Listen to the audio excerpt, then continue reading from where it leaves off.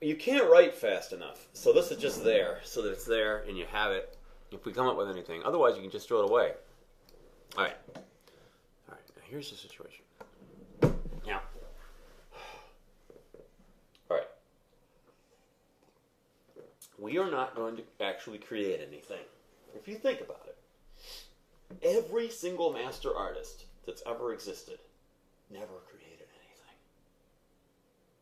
They only were able to see something that was already there, and then they were able to show other people what value it had, transfer a perspective that they were able to obtain. So in a sense, what they did was they created their perspective. Is all they did was create their perspective. And then they created a way to take their perspective and make another person see it. They didn't make something out of nothing or whatever. That's what we're going to do. We have to understand what we're going to do before we ever even do it. Mm-hmm. Now, this is the thing you understand. This is why this is so good for us to do this. Because everything I've ever said in my life before I ever met you or after I ever met you is really heavy. Even mistakes and flaws and shortcomings. But I don't stand on it. And for a long time I blamed you. And for early before that I blamed my ignorance. And now I blame all the things that our life has put in front of us to keep us from getting there. But the fact of the matter is, what really it comes down to, and this is for every single person on this entire planet, no matter what they say, it's that you don't have enough faith to stand on it. Because if you don't have any faith, everything we're going to talk about right now could be argued that doesn't exist. Everything. Whether it's in this real world right in front of us, or beyond life, or beyond the universal walls, or whatever. And that's why people don't give it enough play in their daily lives, because their daily lives consume them. So, if we're going to break through that, what we need is to find a commonality that we can both thrive on and agree with. If we could say to ourselves, you know what? I'm not going to prove to anybody that any of this exists. But I am going to thrive on this because for me it's going to exist, and for my husband it's going to exist, and it's going to have living, real proof in our lives. Then you create something that's real and tangible. And then it does exist for the sense that you made it exist. And what us is about. Yes, and if you're capable of doing that, even on that level, for yourself, then you've made something that others would like to have. And when you have done that, you've succeeded in making something of value. And that's why they make money. Well, it's also nice just for me and you, because when all the ideas are floating, when you can put it on a paper, make it concrete, it makes you feel like you have, you're more organized in your thought about your own life. Organized is nice. But you're going to find throughout the writing of this, if I was going to say this to the jury, I'd say, ladies and gentlemen of the jury, you're going to find throughout the writing of this that everything Paul has ever said had a lot of merit, but went by the wayside. Now all this is, we couldn't get anywhere by just doing our own thing. Let's do it together. Finally, after all these years, and now you should have a chapter about that. Oh well, we're gonna. Whether you can write it, you can write it right now. Very belittled by their families. You can write it. You can write it right now. But what I'm saying, it's all gonna come out. What I'm saying is, everything I ever said had major validity, even at the time I first said it. And the only reason why we didn't act on any of it is because we couldn't formulate it into a tangible thing that you and I could both understand and agree on and value. That's why. And I wasn't off on anything. Okay? I wasn't ever off on anything. I just dropped it because it wasn't worth the battle. I also think we didn't value ourselves enough because the world beats you down. We were shrouded in the slings and arrows of darkness. And the world bestowed upon us from the world. The world also makes you feel as if you have nothing to merit till you're older. You know how they say, when you're in college you think you know it all. All kinds of crap. Yeah. What we are going to do is we're going to bombard through everything that's ever been laid upon us and realize what it is, how it's hindered us, why it's there, and why they call that darkness. Why they call that evil. It's lack of vision. It's a hindrance. Why did they call the Renaissance the Renaissance? Because they were coming out of a huge heap on themselves at that time, and they were able to get past it. In that small model that they were using, they were able to get past it. Now, here's what we need to do. The world ain't going to have no Renaissance, I guarantee you. People are going to be just absolutely stupefied. You've seen them. Okay, you've seen them. And they're not going to have no Renaissance. So what we're going to do is we're going to have our own Renaissance. And out of the product of our own Renaissance, we are going to model it so that it can be shared. But if we can, there's a number of things that have to be done. First off, we have to have our own Renaissance. Secondly, we have to have it modeled in a way that can be shared. If it doesn't have validity, and it is an ironclad solid stuff, it's worthless. And if we can't model it so that it can be shared and interpreted by others, it's worthless. But if we can do those two things, not only will it have intrinsic value for us as we're going through, but it'll gain worth to others and we will make money on it. But we're not going to make something that just feels good or solves a particular problem, like a motivational speaker might do or whatever, and there really isn't any substance there except that it makes people on fire, and then all of a sudden, oh, okay, we needed somebody to make us on fire. We got a job done. But there's really nothing there. It's just encouragement. We're not going to do that. We're literally going to, whatever it is that we say, have so much development that just by the saying and expressing of it, it'll have that effect. We don't have to supercharge the way we say it. Now, we might have to supercharge the way we say it just to get it out, like we're throwing up. Because it's hard. We have to rebel. We have to realize this is the light. This is the real thing that we're here for. And we have to make this different than everything else in life, because if we don't, we will not assign the sign that it needs, the neon sign that it needs, that this is the value. This is what really everything else is. Everything else is worthless compared to what we're going to be doing here. And so if you need to interject some real euphoria for what your idea is, then go ahead and interject it, because if you don't have any euphoria about these things we're talking about, then something's seriously wrong. Okay, so this is the premise. Now, what I said to you is, I've talked to you all these years and never been able to connect, or with anybody else. And I said, gee, if I was just like you and I could write these things and be like me, I'd have something all by myself. But I'm not. So this is one of the reasons why two people come together in a marriage, because they can help each other, not just in regular life, but in all their pursuits and endeavors. So our goal here is to take the greatest that both of us has to offer and make a greater thing than either one of us could have done ourselves. That's the goal. And get some benefits out of it for ourselves along the way. And then if we are successful, it should be able to do great things. Now, that's always been my view of things from the beginning. But I guess I kind of thought I was going to do it, and you were just going to stand by, and that didn't fly. So now you're going to be on board. So I said, hey, let's take the events that you're connected to in your life. Your father, your mother, all the things that have happened. And I will show you, in layman's terms, how those things define the universe. And I will write this book in the way that you need in order to be connected with me. Instead of just me going off on some handle and you saying, gee, put it in concrete terms, you always say I'm way out there. So I said, no problem. If you want to make that the challenge, I'll make that the challenge. That's fine. If you ever read these books, like that book on, what was it, that book on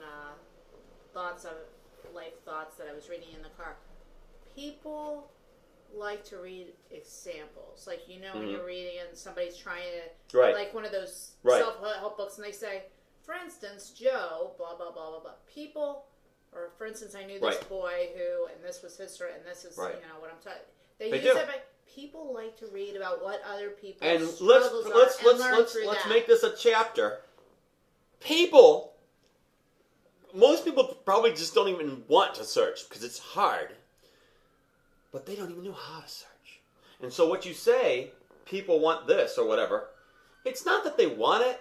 It's that they don't have a clue otherwise. So if you don't give it to them in that format, they'll never find it. They won't be able to do anything with it. And Jesus talked in parables all the time. Well, he did that not only to get people thinking throughout all time, but also to save his own neck in that time. If he just concretely said exactly what he was saying, he would have been put to death way sooner. Yes, but he also knew that people would reject whatever he said if it wasn't in a story. That's true. And in a sense, I've spoken in parables all my life because I'm almost politically correct about the way I say things. Because I know that I'll be immediately dismissed if I just say things the way they really are. And that has to do with you and everybody in my whole life. And I've always been that way. And that's one of the reasons why you've said, you're not communicating clearly. Because I can't communicate the whole thing. Because if I said it straight out, you would give me the lashback like you did when we were over at the other house. And you said, oh, you just sound like you want to sell everything and go out and go across the world and, and be homeless and just, witness everybody. That's the lashback you get whenever you get close to saying something the way you really want to say it. And so I don't say things the way that I really want to say them because that's the lashback you get.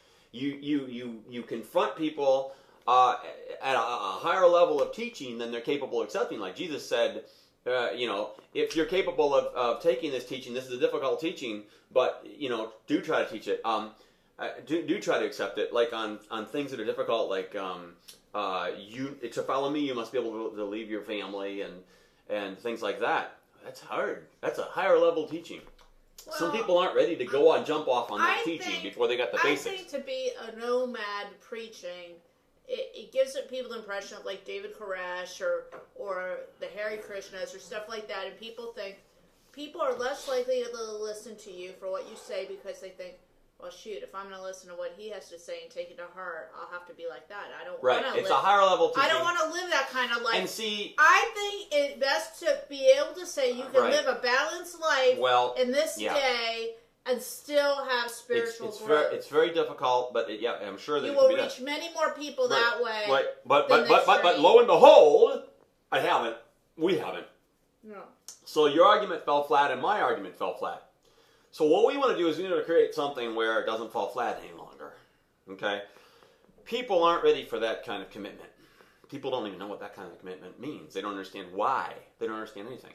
And it is because they're completely shrouded in darkness on a daily basis. And I don't care how literate you are. I don't care how intelligent you are. I don't care how in touch with the information highway you are. You are completely shrouded in darkness. You are completely, literally forced to believe and focus all the things that are in front of you every day, whether you know it or think about it or not. That's why the Matrix thing is such a good movie, because we literally live our lives exactly like that. We have no idea if there's anything else out there. Some of us may have faith that there is, but we don't have any idea. But we literally live our lives like there isn't. Even those people that do have faith still live their lives like there isn't. Let me explain this. This is one of the problems with religion today. And this is one of the reasons why I'm not in the formalized church, even though I believe that I'm in the Church of Jesus. And that's everywhere. But what happens is, and this is where this is a major thing, and this has to be a chapter too. People, even that speak loudly and pray and go to church and say, this is who I am, and blah, blah, blah, blah, blah, and look down in condemnation on others and everything. What they don't realize that they're doing, really, is literally taking and still utilizing everything that they say and do for this world, to accomplish their ends and purposes in this world. And that's not even if they're wealthy like some of these big television evangelists. I mean, your daily person literally still uses religion to think that somehow this world is going to be benefited by their usage of it. And I think that coming out of the darkness, we need to express that is a basic flaw. That's a huge basic flaw that everyone is guilty of having, because they're constantly tripped up by these things that are all around us. The body's feeling, sensory perceptions, the comings and goings of daily activity, the values that are reinforced by everybody in the world from all time to you in the information that's coming to you, and reinforced and thinking that's got to be it. Let's just take some extreme example like when Jesus says something like, you can move this mountain, if you say to it, go over there, we haven't got a clue what that means. We can't even fathom that. But in the Matrix, they said the same thing. They said, there is no spoon. Now, this is where we're right there. People can't get a clue with that. They just look at that as, oh, that's a motivational speaker. If I move this mountain, if I say move this mountain, I can get enough people enthusiastic about this project. They're going to go over there and they're going to make that mountain move, whether bulldozers or whatever. That's just a way to say how much we can accomplish if we reach out for it. But what have they done? They've made it earthly again. Even though it seems great and grand, like the Tower of Babel, it's still earthly. Even though the pursuit is huge, it's still earthly. It's thinking in earthly terms.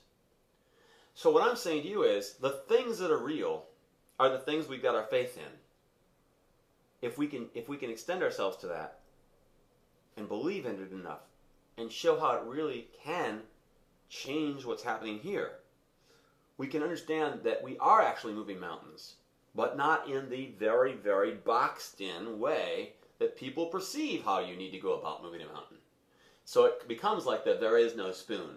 You literally reach out past the physical realm. You change these things outside the physical realm, and then the physical realm is changed. That's a very important concept to convey that. How do you convey that? Well, like I said, with religion, most religions literally put a great big wall up, say, well, this is as far as man can go.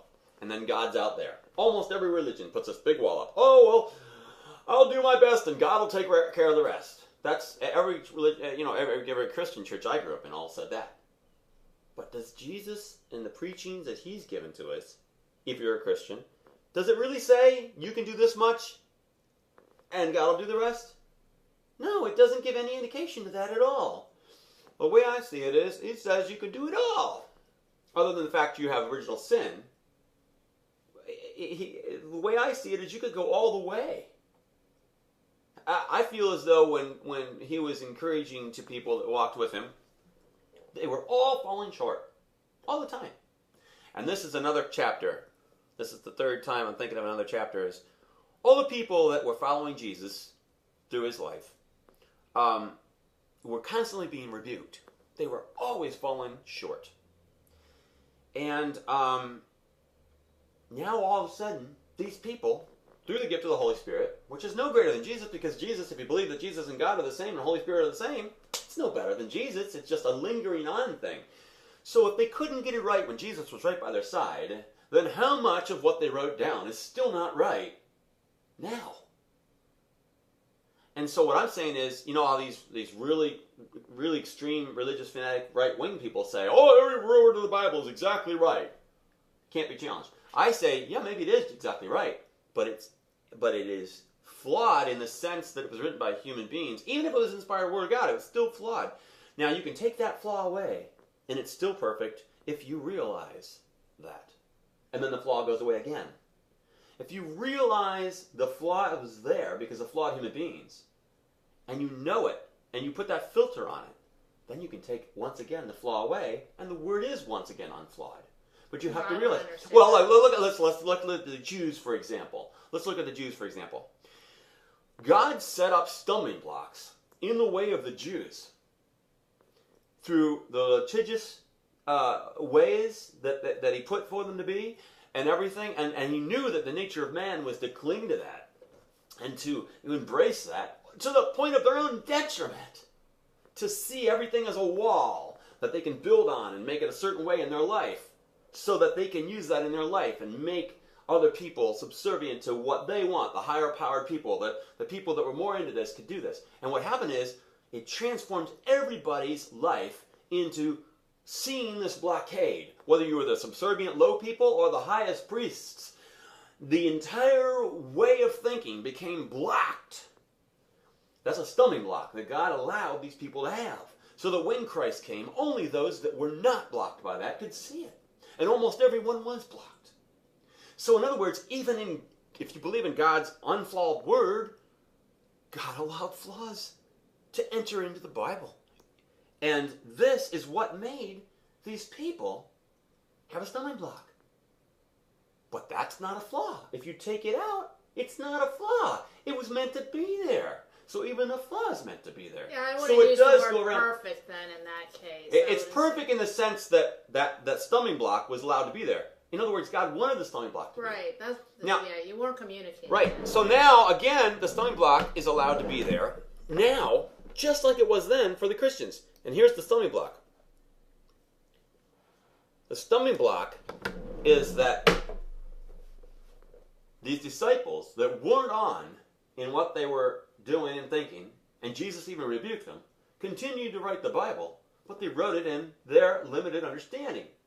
Now, when we look at it and we understand their limited understanding, remember Jesus said those that come on after are going to be even doing greater things than you because they're blessed they hadn't even seen, and yet they believe.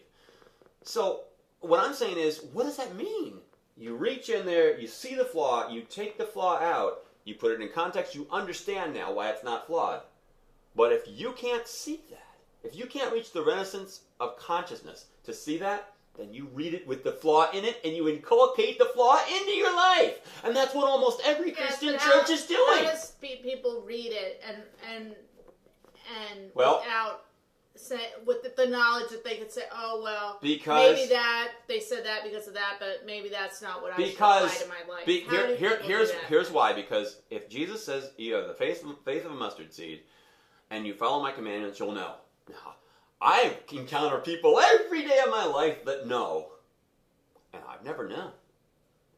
Now, there's two things possible here. One, they don't really know, and they're just really confused, but they sure think they know or think they want to know. Or, I'm way off.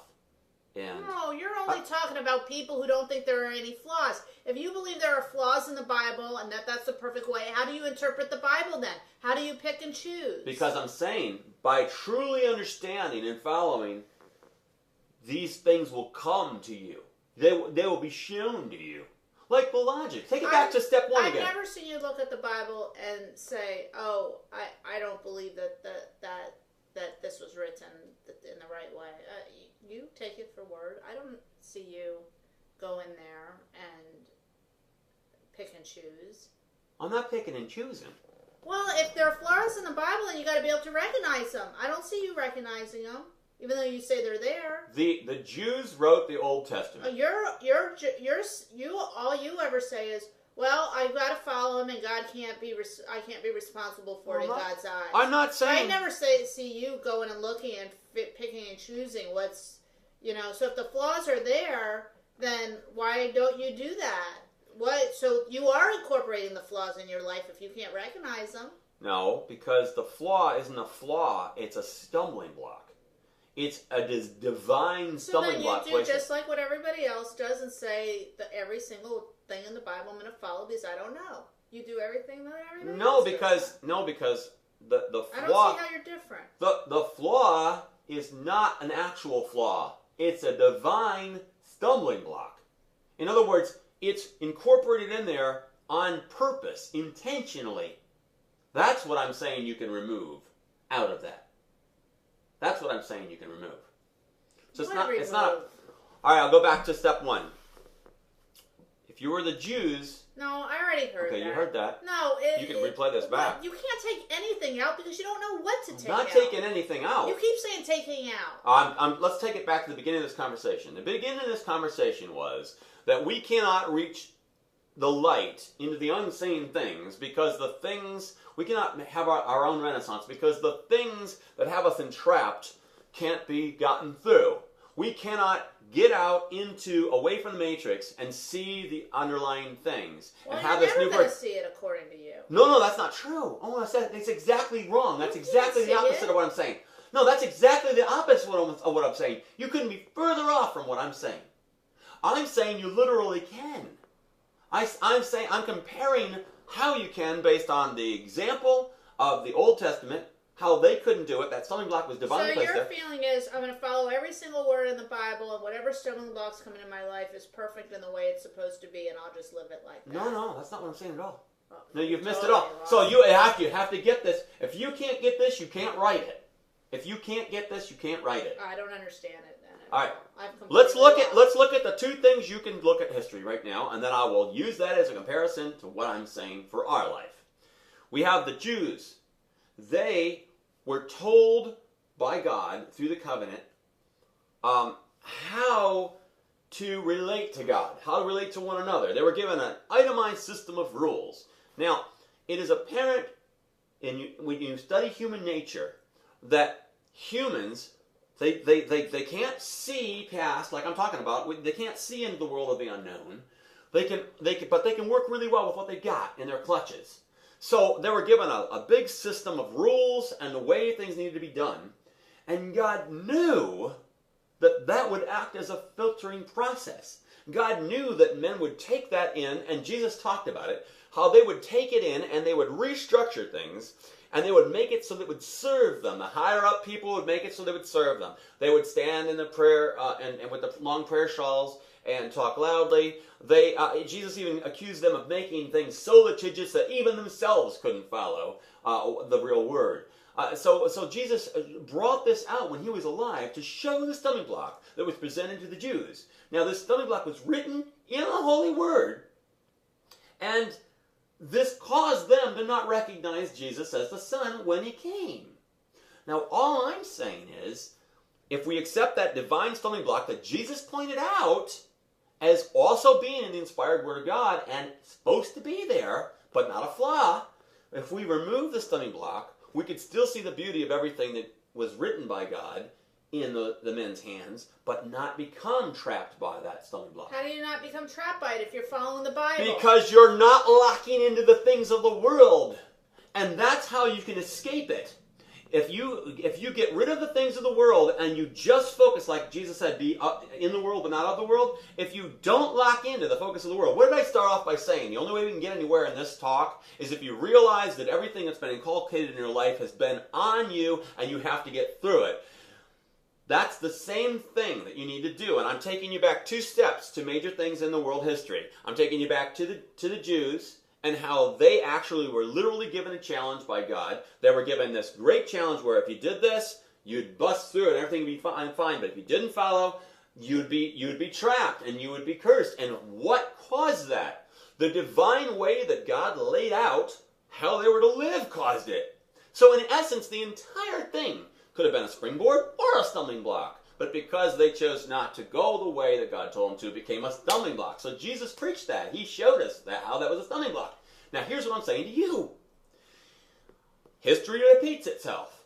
In the Christian religion, God has divinely made stumbling blocks for every Christian again, just like he did of the Jews. Now, using the teachings of Jesus that we can see the Jewish stumbling blocks, we can use the teachings of Jesus and see that there are still stumbling blocks there. And that is what we can get past. And here's how we know we get past it.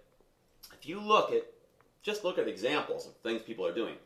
They're using the Christian religion in an earthly way to push forward their earthly agendas, to make things the way they'd like it to be in their lives.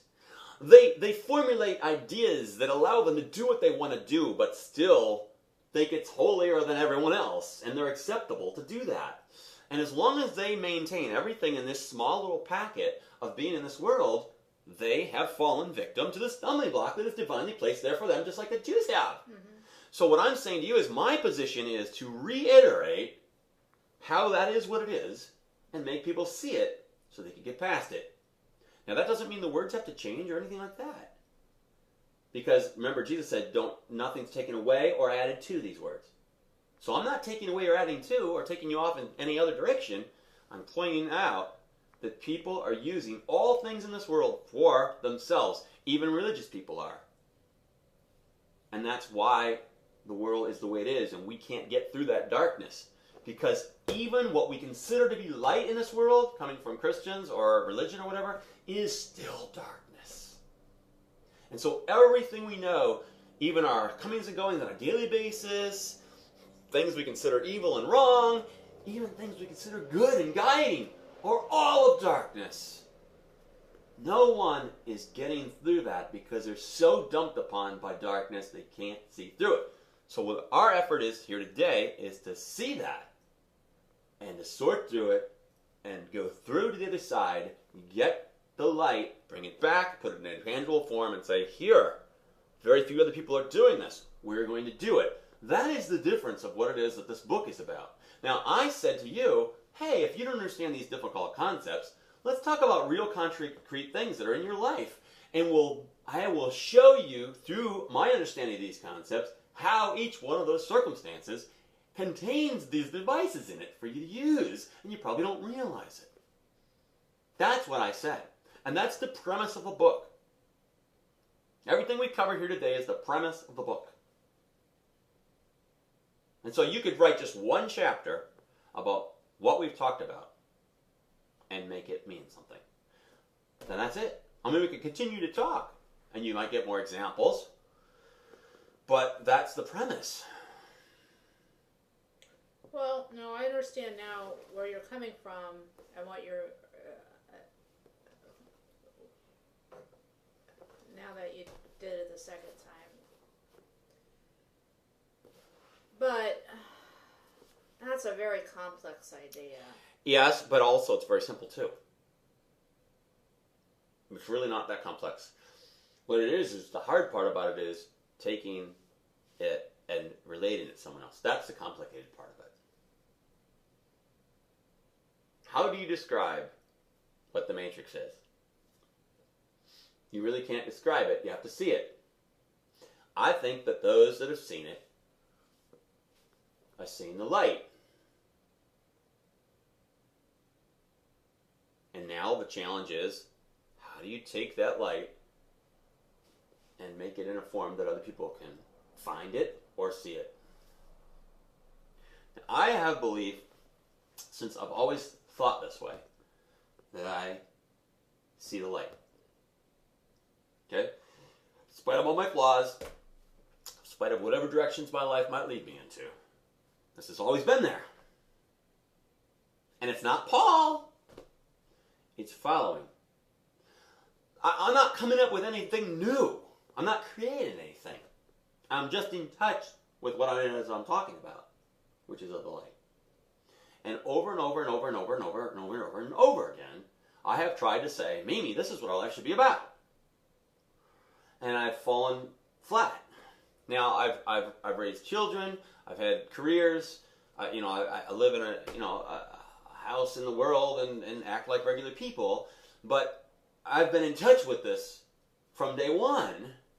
And I'm telling you, the only reason why people like Leonardo da Vinci and things like that exist and their work carries forth is because they were given their whole life opportunity to say, okay, I know you've got something, do something with it, I will make sure that you do something with it. Except for whenever they get stuck underneath the Sistine Chapel ceiling and say, I don't want to be painting, I want to be doing those other things. Essentially, what they're being done is they've been handed a gift card, saying, look, spend your life making the future people know about these things. And I've had everything but that. I have literally lived for nothing but to live a menial existence. So I'm the absolute antithesis of what these other master artists have been. It's amazing that I've still got any of this. Actually, they didn't feel that way. No, they didn't. They weren't. They didn't like it when they were doing things they didn't want to do. He was not happy doing that ceiling. I'll spend all that time painting. Their entire time was doing things that the kings and queens told them and they didn't want to do that. They worked just like you. Right. It was like a 9-to-5 job for them. Yeah, but their things still contained parts of that. Just like when I talk to people on the internet, or I run my message board, or I talk to you, fragments of my life, this comes through because I can't think any other way. I can't reprogram myself. So in essence, I'm still doing exactly what they're doing. So now I want, just like they've done, to have enough of this stuff be brought into a tangible form so that over a lifetime period, I will still have something to offer on. They could have probably done more, like you say, if the kings and queens didn't make them do projects for the glorification of their churches and kingdoms. They probably could have done even more. But they were able to do enough of the pieces, the crumbs that fell from the table, to do enough to be considered, okay, this is a major statement. I have the ability to make those major statements as well. But it's all falling on the ground. Because I am living the life of a regular person. And I believe that everybody has this capability. Everybody. But the difference is, this is the only difference. most people don't realize it. So what I'm trying to do as a motivational speaker is just help them to realize it. I'm not saying I'm all high and mighty. You got to be like me. I'm not saying I've developed some special system or technique that no one else can have. This is available to everyone. God always knew it. Jesus always knew it. If you don't believe in God and Jesus, man has always had this capability. All I'm saying is, I want to use this to make other people see these things. And the thing that's held me back the most is that it requires faith. And when you have faith, you don't have knowing. And that slows you down. So, what my hope is if you could take this 35-minute recording that we made and get a premise. Okay, pop it in. Because I don't have anything else to say other than that. When do you want me to work on this? Whenever you feel like it. Well, you want me to make money and everything, so... Yeah, again, we have to make money. Okay, let's talk about this, because this is another chapter. Because then I only have 8:30. This is another At chapter. the time, you don't want to work as when you expect me to work. I don't want you to. No, that's not... Let's take that back. That's not necessarily true. I'd like it so that doesn't have to happen. Let's talk about this. This is another chapter. Why in the world are things so we have to make money? Garden of Eden. Okay? Whatever kind of world we are living in, we now are transfixed in these impermanent bodies, and we are having to collect what we need to do in a hostile world in order to make these bodies continue on another day. Okay? We're forced to do that. Now, these are the slings and arrows that God dealt us. But when you couple on top of it all the other things that man, throughout the ages, has put on top of what we're supposed to be doing in life, we've gotten to the point where most people can just barely break even. And this keeps darkness in check. This makes all people where they can't focus on anything important because their lives are so busy with other stuff they can't tune in to what I'm talking about. So part of what I'm talking about is a way for everybody to see. If we could paint everything that's going on in everybody's life in a certain manner that they can see that it's all the Matrix.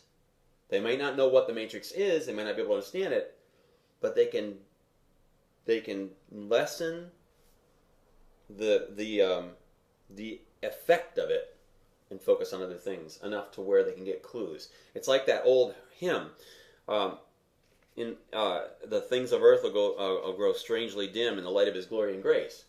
Now, most people don't really understand what that means, but what happens is, then all of a sudden people will realize how much bigger everything is. Their daily squabblings fall, and if they can do that, you can get somewhere. Let me express to you how I think you can do this. If you can just do nothing more than value this more than anything else, you won't have to ask me how you're going to do it. You just will. If that's the only thing you can do, it'll just happen. But if this becomes another squabbling thing in your daily life, then there's no value in it, or you don't perceive any value in it. It'll fail. It's just another thing piled on your crap that you got to do to get by every day, and it'll automatically fail. No, I want to do it, but I feel tremendously guilty spending any time. No guilt should be associated with it. And I want to work on my own. No guilt. You should do that. Go ahead and have fun. Do things that you like to do. I'm gonna do my music and play video games. I'll tell you that. When? I don't care when. But my point I'm trying to make is, if you're going about this, if you have to lift one finger through an effort to lift one finger, then you're already failing. This effort has to be something that you would throw up anyway. Right, but it requires a lot of thinking. Yes, it does. 8:30 isn't really the best give it a little bit of your best quality of the day. Give it a little bit of your very best time, not your last. Have enough faith to at least deliver to yourself a few minutes each day set aside for this of your best quality time. Don't say, I'm taking away from meanness in order to do this. This has to be something where you have to say to yourself, if I don't say this, the rocks are going to cry out. It has to be like that. Not that. That's not even the issue. Mm-hmm. The issue is... You need to take a small percentage of it. Take a small percentage of it. We are bound, and again, like I said, this is a chapter. We are bound by everything that man has ever conveyed, okay, to us. Capitalism, the work ethic, flat screen TVs, you name it. We are bound by everything that we think we're supposed to have, that we consider a luxury. And what they really are is they're instruments of darkness. They are just literally instruments of nullification of our minds so that we can get through and achieve nothing. And as soon as we realize that, we'll start placing our emphasis where it really should be. And this right, but in the meantime, I got to keep the but not because we are a victim to anything more than everybody else is victim to. Yes, we are a victim to these things. But there's a certain percentage of the things that we're victim to because we place ourselves a victim to. And there's a certain percentage of the things that we're a victim to because everybody else placed ourselves a victim to. Because of the schemes they've got going on. And there's only the certain things that God places a victim to. What I'm saying to you is, you got to live with the God victim stuff. You got to live with some of the things, like taxes and whatnot, that other people have made you victim to. But you can lessen the part you've made yourself victim to. And one of the ways you can do it is by taking a small amount of the part you've made yourself victim to and just take it away. Cut 3% of whatever it is you've made yourself victim to and utilize that 3% and place it all in one period of the day. Say my entire 3% is going to be spent for this. And I'm not going to figure out what 3% that is because that takes extra energy. I'm not going to use it. Say I'm going to just go. I'm going to put on faith that this 3% is worth something.